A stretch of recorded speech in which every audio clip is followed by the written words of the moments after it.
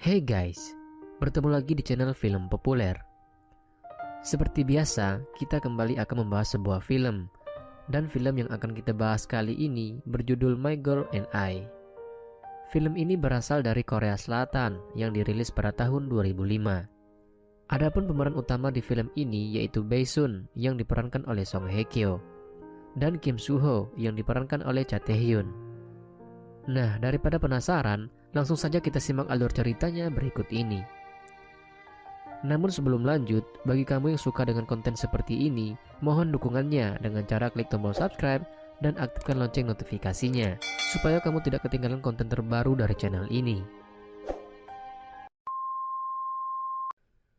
Film diawali dengan seorang pria yang sedang berjalan di pinggir pantai sendirian. Pria itu tiba-tiba berhenti dan melihat ke arah laut, seolah ada seseorang yang memanggil namanya. Setelah itu scene berganti ke sebuah pesta reuni SMA. Di sana ada 3 orang pria tengah duduk bersama, bergembira menikmati makanannya. Mereka telah bersahabat sejak SMA. Mereka sedang membicarakan seseorang yang sedang mereka tunggu kedatangannya. Dan tak lama kemudian datanglah seorang pria yang bernama Kim Soo Ho. Dialah pria di awal scene tadi. Mereka senang bisa bertemu kembali. Setelah reuni itu selesai, mereka pergi menuju mercusuar di dekat sana. Salah seorang dari mereka berteriak memanggil nama seseorang dengan histeris. Pria itu meneriakkan nama Sun. Pria itu meminta padanya agar melepaskan temannya yaitu Soo Ho. Soo Ho hanya terdiam mendengar temannya berteriak memanggil nama Sun. Kemudian scene berpindah ke masa mereka SMA dulu. Terlihat seorang wanita yang sedang berusaha menyelamatkan seorang pria yang sedang pingsan di pantai. Wanita itu bernama Sun. Sun kemudian membawa pria itu ke tepi pantai. Pada saat ingin pergi, dia baru sadar kalau pagernya hilang. Setelah sadar dari pingsannya, pria itu lalu pulang ke rumah untuk menemui kakeknya. Dan diketahui pria itu bernama Soo Ho. Kakek Soo Ho bekerja sebagai pembuat peti jenazah. Soo Ho sangat kaget saat melihat kakeknya keluar dari salah satu peti tersebut. Dan ternyata kakeknya sedang mengukur ukuran peti yang dibuatnya itu. Pada saat di sekolah, Soo Ho sedang menyanyikan sebuah lagu. Dan ternyata Soo Ho dan Sun mereka berada di kelas yang sama. Soo Ho hanya siswa biasa di sana, sedangkan Sun adalah siswi populer di kelasnya, karena dia merupakan siswi paling cantik di sana. Pada saat Soo Ho sedang bernyanyi, Sun menatapnya dengan sangat serius, hingga membuat Soo Ho tidak konsentrasi. Soo Ho heran kenapa Sun terus melihatnya, sedangkan temannya yang lain hanya terlihat biasa-biasa saja. Teman Soo Ho yang gendut tiba-tiba mengatakan kalau ia merasa akhir-akhir ini Sun diam-diam terus memandangnya. Ia yakin kalau Sun menyukai dirinya. Pada saat berjalan di depan kelas, Sun dan Soo Ho berpapasan. Sun berbalik dan memanggil Soo Ho. Ia meminta Soo Ho untuk membelikannya kroket. Soo Ho pun bingung dan berkata jika ia membelikan Sun kroket, mungkin akan sulit bagi mereka untuk selanjutnya. Pada akhirnya, Soo Ho berjuang membelikan Sun kroket, tapi karena peminatnya sangat banyak, ia sempat berebut dengan siswa lain. Setelah mendapatkan 2 kroket, Soo Ho kemudian menemui Sun dan memberikan kroket itu kepadanya. Pada saat itu, semua siswa di kantin bengong melihat mereka. Pada saat ingin pulang sekolah, Soo Ho tiba-tiba dihentikan oleh ketiga temannya. Temannya yang gendut berkata, kenapa gadis paling cantik di sekolah mereka bisa menyukai Soo Ho, yang hanya pria biasa-biasa saja. Lalu ia berkata, kalau Sun pasti sedang mempermainkan Soo Ho karena dia bosan dengan pria-pria tampan. Ia juga memperingatkan Soo Ho agar berhati-hati sebab siswa lain dari klub judo juga menyukai Sun. Keesokan harinya pada saat pulang sekolah, Soo Ho dihampiri oleh seorang pria yang bernama Yonggu. Yonggu lalu bertanya tentang ada hubungan apa dia dengan Sun karena dia mendengar kabar kalau dia berkencan dengan Sun. Soo Ho pun menyangkal bahwa mereka tidak pernah berkencan. Yonggu tentu saja tidak percaya dengan begitu saja.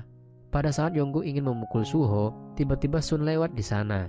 Soo Ho langsung memanggil Sun dan meminta Sun menjelaskan kepada Yonggu kalau mereka tidak pernah berkencan. Di sini Sun bukannya membantu, malah membuat Yonggu marah. Dia mengatakan kalau mereka memang berkencan, Tentu saja mendengar hal itu membuat Yonggu menjadi marah dan langsung membanting Suho. Untung saja tidak lama setelah itu, teman-teman Suho datang dan membawa Suho pergi dari sana. Singkat cerita, Sun dan teman-teman barunya pergi ke sekolah dengan menggunakan sepeda. Sun dan Suho berboncengan sambil bercanda. Setelah sampai di sekolah, mereka belajar puisi. Lalu guru meminta Sun untuk membacakan puisi, dan seluruh teman kelasnya mengikutinya. Suho terus memandang Sun sambil tersenyum. Setelah pulang dari sekolah, Suho mengantar Sun ke rumah pada saat hujan deras.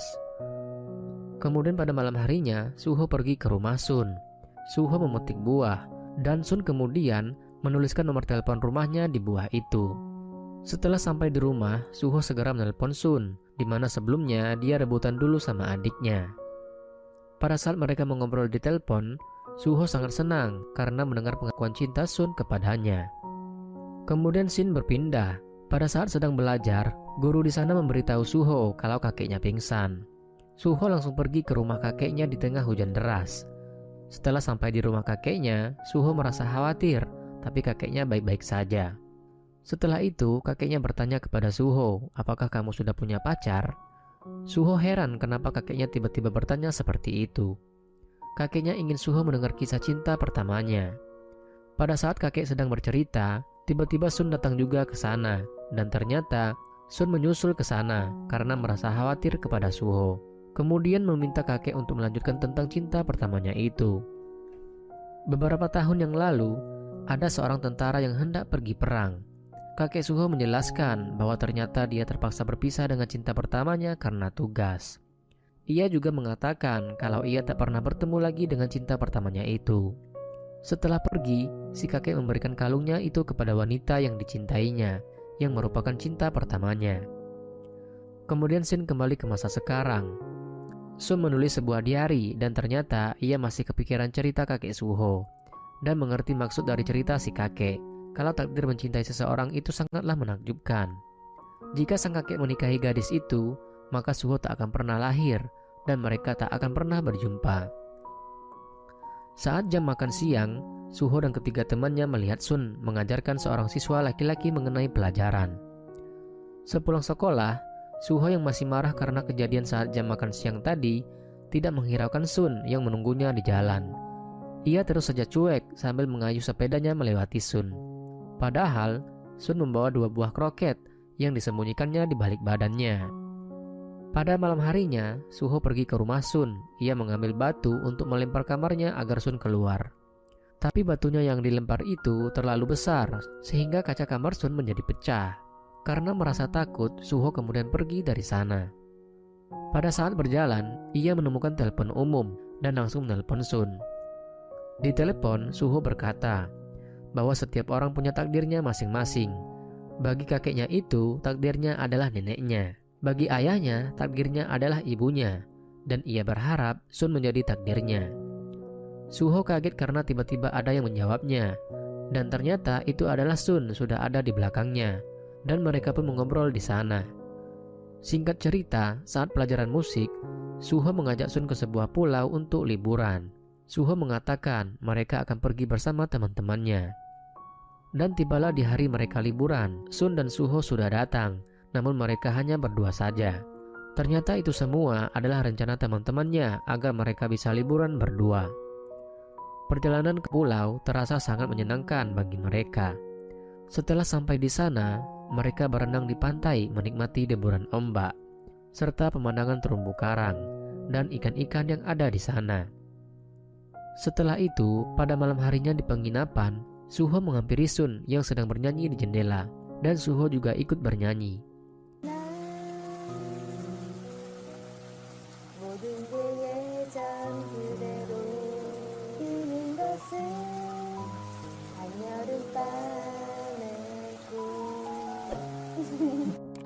Pagi harinya, tiba-tiba Sun menghilang.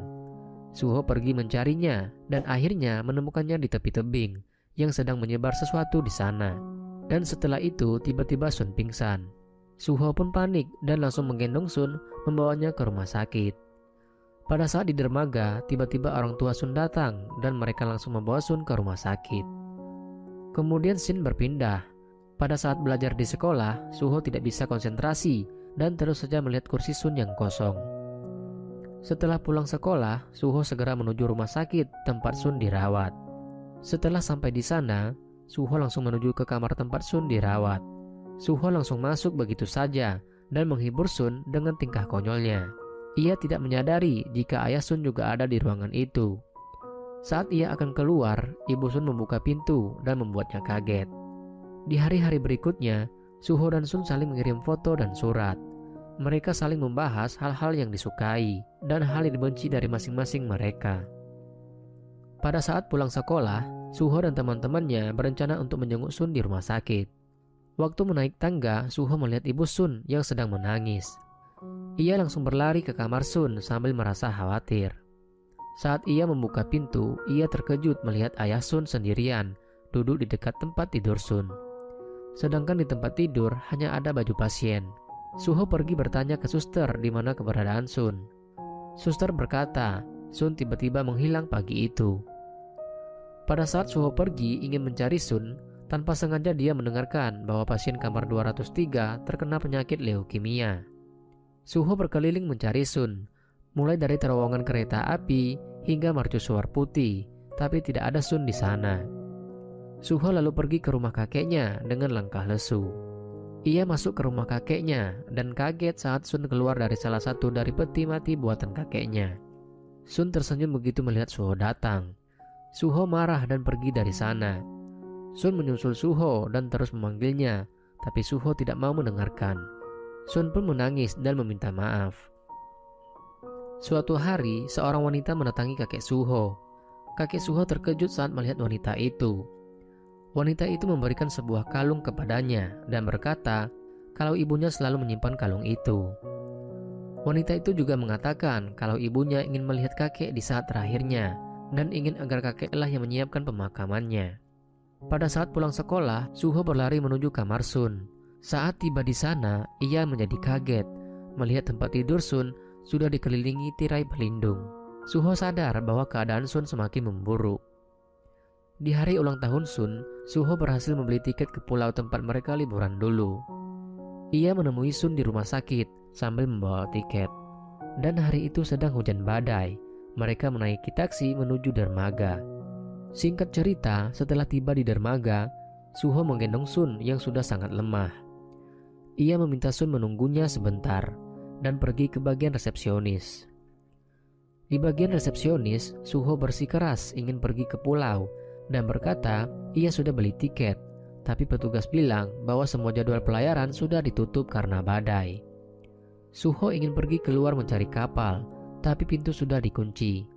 Ia kembali ke resepsionis, bahkan sempat bertengkar dengan petugas di sana.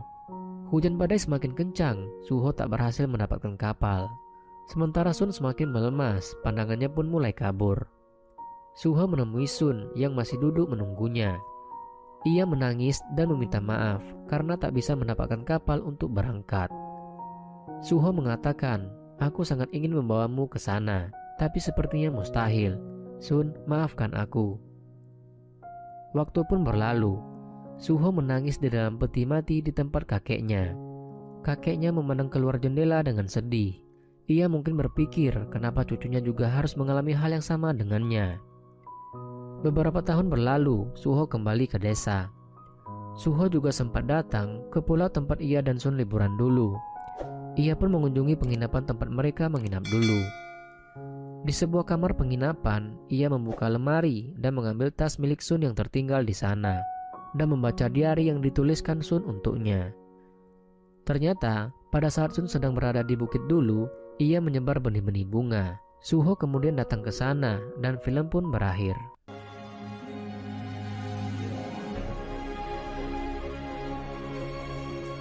몇만 분의 흥일일까? 태풍 한가운데 별이 떠 있으면